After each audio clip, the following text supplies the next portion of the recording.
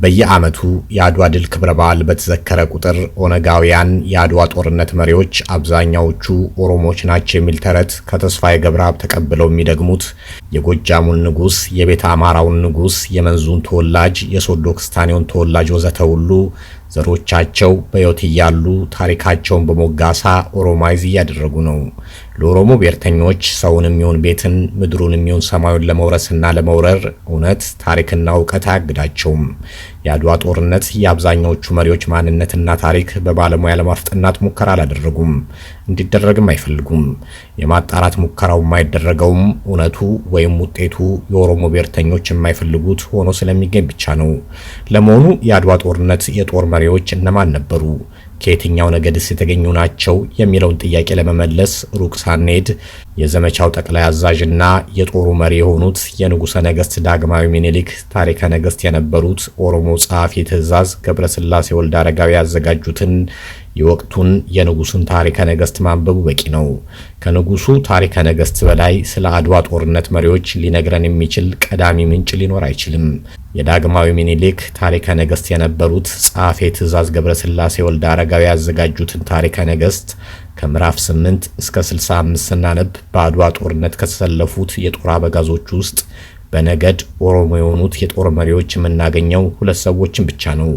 እነዚህ የጦር መሪዎች እናቶቻቸው አማራ የሆኑ ሻለቃ ይብሳና አፈ ንጉስ ነሲቡ መስቀሉ ናቸው። ከነዚህ ውጪ በታሪከ ነገሥቱ ወርድና ቁመት ስንወጣ ስንወርድ ብንውል ሌላ የኦሮሞ የጦር መሪ አናገኝም። እዚህ ላይ የምታዩት ስዕላዊ መግለጫ የአይን ምስክሩ ጸሐፌ ትእዛዝ ገብረስላሴ ወልደ አረጋዊ ባዘጋጁት ታሪከ ነገሥት ውስጥ ከምዕራፍ 8 እስከ 65 ያለውን ታሪክ ጠቅልሎ የያዘና የአድዋ አዝማቾች እነማን እንደነበሩ የሚያሳይ ቀዳሚ ምንጭ ነው።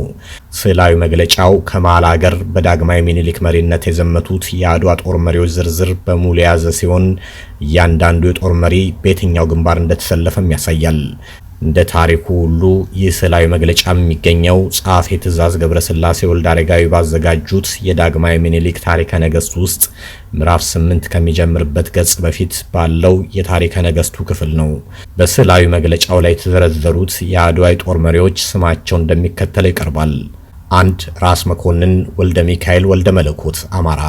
2 ፊት አውራሪ ገበየው ክንዴ ግድም ወርቅ አማራ። 3 ራስ ሚካኤል አሊ አመዴ አማራ። የራስ ሚካኤል የኋላው ንጉስ ሚካኤል አባት ኢማም አሊ አመዴ የአጼ ፋሲል የልጅ ልጅ ናቸው። 4 አፈ ንጉስ ነሲቡ መስቀሎ ኦሮሞ። 5 ፊት አውራሪ ሀብተ ጊዮርጊስ ዲነግዴ ጉራጌ። 6 ደጃዝማች ተሰማ ናደው አማራ። 7 ባላምባራስ አጥናፌ ተክለ ዮሐንስ አማራ። 8 ደጃዝማች በሻ አቦዬ አማራ። 9 ንጉስ ተክለ ሃይማኖት ወይንም አዳል ተሰማ ጎሹ ዘውዴ ስልጣን አማራ። 10 ደጃዝማች ወልዴ አሻግሬ አማራ። 11 ደጃዝማች ጫጫ አቦዬ አማራ። 12 ደጃዝማች ውቤ አጥናፍ ሰገድ አማራ። 13 ራስ ቢትወደድ መንገሻ አማራ። 14 ራስ ወሌ ቡጡል ኃይለ ማርያም ገብሬ ተስፋ አማራ። 15 ፊት አውራሪ ተክሌ አማራ። 16 ቱርክ ባሻ ታምሬ አማራ። 17 አጋፋሪ ወልደ ገብርኤል በሻህ አማራ።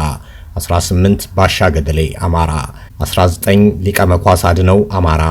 20 ሊቀ መኳስ አባተ ቦያለው ንጉሱ አማራ። 21 በጅሮንድ ባልቻ ጉራጌ። 22 ባላምባራስ ወሰኔ አማራ። 23 ደጃዝማች ገሰሰ ወልደሃና አማራ።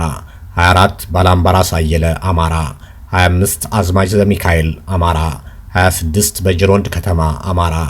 27 ባላምባራስ ባንቴ አማራ። በቀዳማዊ ኃይለ ሥላሴ ዘመን የነበሩት የፊት አውራሪ ተሰማ ባንቴ አባት። 28 አዛዥ በዛብህ አማራ። 29 ቀኛዝማች መኮንን አማራ። 30 አሳላፊ ገበየሁ አማራ። 31 ልጅ ናደው አማራ። 32 ሻቃ ይብሳ ኦሮሞ።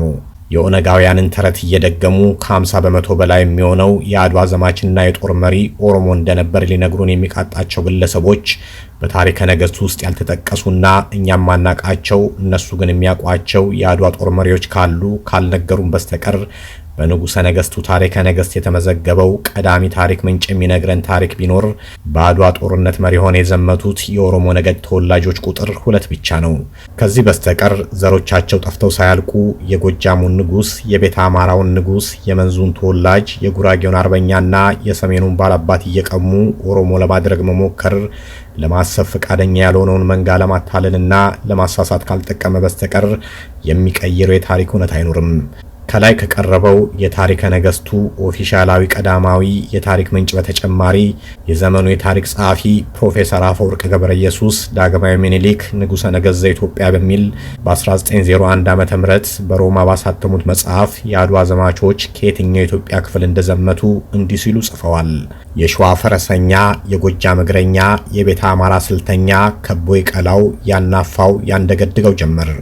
ከንዝርት የቀለለ እጁዬ፣ ከነብር የፈጠነ በጌ ምድሬ፣ ከቋንጣ የደረቀ ትግሬ፣ ከአሞራ የረበበ ሸዌ፣ ከንብ የባሰ ጎጃሜ እያባረረ ጥልያንን በጎዳናው ዘለሰው።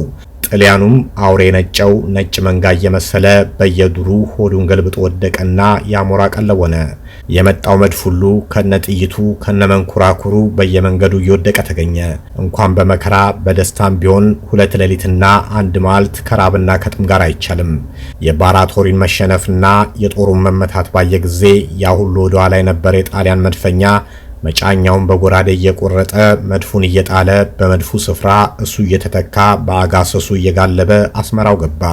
ከአንድ ላይ ብቻ 18 መድፍ አንድ ጊዜ ሳይተኮስ እስከ ጥይቱ እስከ መንኩራኩሩ ወድቆ ቀርቶ ተያዘ። ከዚህ የፕሮፌሰር አፈወርቅ የታሪክ መዝገብ ቀዳሚ የታሪክ ምንጭና የአይን ምስክርነት የአድዋ ድል የተገኘው ከአሞራ በፈጠኑ ሸዌዎች፣ ከነበባሱ ተናዳፊ ጎጃሚዎች፣ ከነብር በፈጠኑ ጎንደሬዎችና በስልት ታዋቂ ቤተ አማራዎች ተጋድሎ እንጂ በኦነጋውያን የፈጠራ ታሪክ እንዳልሆነ መገንዘብ ይቻላል። እንግዲህ ሳይመረምር ሳያጣራና ሳያረጋግጥ የኦነጋውያንን የስልቀጣ ተረት በመድገም የአድዋ ጦርነት ሲካሄድ 50 በመቶ በላይ የሚሆነው ዘማችና የጦር መሪ ኦሮሞ ነበር እያለ ሐሳብ የሌለበት የፈጠራ ወሬ ለሚደግሙት ከመጠምጠም መማር ቅደም ወሬ ሲነግሩ ሐሳብ ጨምርበት የሚለውን የአያቶቻችንን ጥልቅ ምክርን ለግሳለን። ለጽሁፉ የታሪክ ተመራማሪውን አቻምየለ ታምሩ እናመሰግናለን። ስለተከታተላችሁኝ አመሰግናለሁ። መልካም ጊዜ።